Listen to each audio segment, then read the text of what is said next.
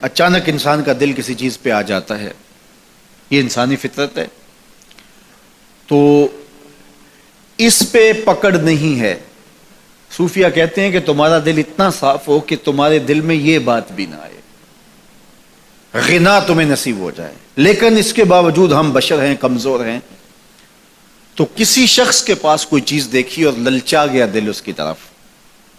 اور پھر اس کو حاصل کرنے کے لیے کوشش میں، تردد میں لگ گیا، دل میں خیال بھی آتے ہیں، وسوسے بھی آتے ہیں، اور ایسی ایسی خواہشات جنم لیتی ہیں کہ انسان خود اپنے پہ ہنستا ہے، لیکن ایسی خواہشات جس کی اتباع میں چل پڑا، جس کی خواہش میں چل پڑا، تو یہ ہلاک کر دینے والی چیز ہے۔ آرزو کا پیدا ہو جانا، حتیٰ کہ آرزو تو آرزو رہی، وسوسے کے پیدا ہو جانے پر بھی پکڑ نہیں ہے اگر اس کی اتباع نہ کی جائے۔ صحابہ نے حضور سے عرض کیا، حضور ہمیں ایسے وسوسے آتے ہیں کہ اگر ہم بیان کر دیں تو قتل کر دیے جائیں، اتنا غلیظ خیال بعض اوقات انسان کے دل کی تختی پہ آتا ہے، دماغ کی سکرین پہ ابھرتا ہے۔ تو فرمایا کہ تم کیا کرتے ہو؟ تو انہوں نے کہا کہ ہم اس کو جھٹکنے کی کوشش کرتے ہیں، جب اس طرح کا کوئی خیال آتا ہے تو بندہ اس کو جھٹکتا ہے، دور کرتا ہے، اور بندہ خوف زدہ ہوتا ہے اور اللہ کی پناہ میں آتا ہے، اور اس کی ایک حالت ہوتی ہے۔ تو اس حالت کا انہوں نے ذکر کیا کہ ہم تو پھر یہ کرتے ہیں، تو فرمایا کہ ذالک صریح الایمان،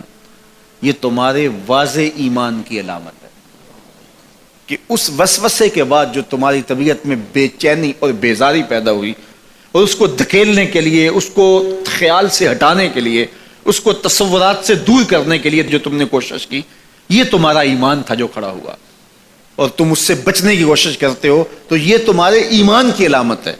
تو خالی وسوسہ اگر کتنا ہی غلیظ کیوں نہ ہو،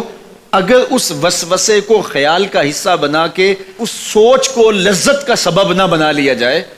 حتیٰ کہ غیر محرم کے اوپر آپ کی نظر پڑ گئی، تو فرمایا النظرۃ الاولی لک والثانیۃ علیک، جو پہلی نظر تجھے حاصل ہوئی تو وہ تیرے لیے ہے، لیکن اگر تو نے نظر کا تتبع کیا اور پھر تیری نظر نے دوبارہ پیچھا کیا تو وہ تیرے اوپر وبال بن جائے گی۔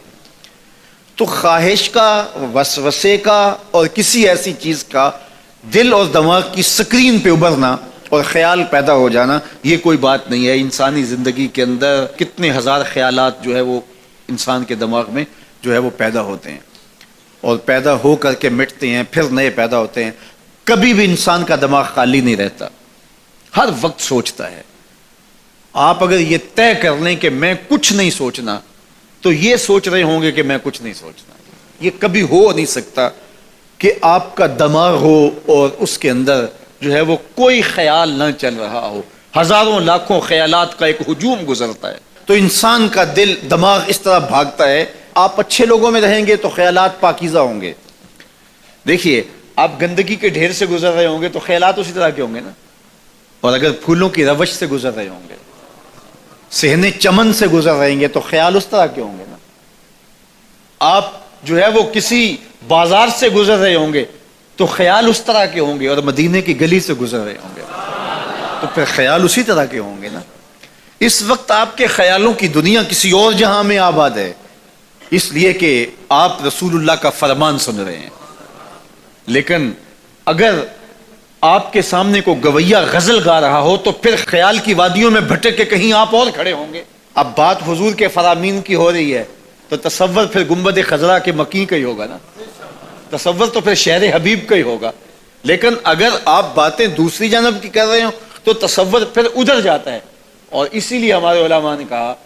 کہ گانے کی طرز پہ نعت نہیں پڑھنی چاہیے، اس لیے کہ گانے کی جو معروف طرز ہوگی، جب اس طرز پہ نعت پڑھی جائے گی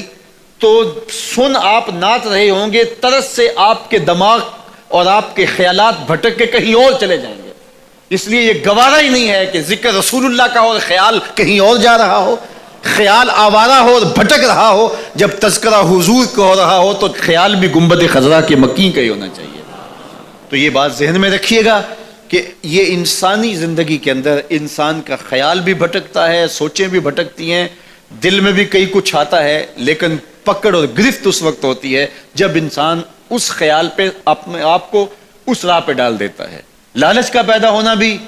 شریعت میں ماخوذ نہیں ہے. وہ تمہارے لیے جو ہے وہ وبال تب بنے گی جب تم اس کی اتباع کرنے لگ جاؤ گے, اس خواہش کے پیچھے لگ جاؤ گے.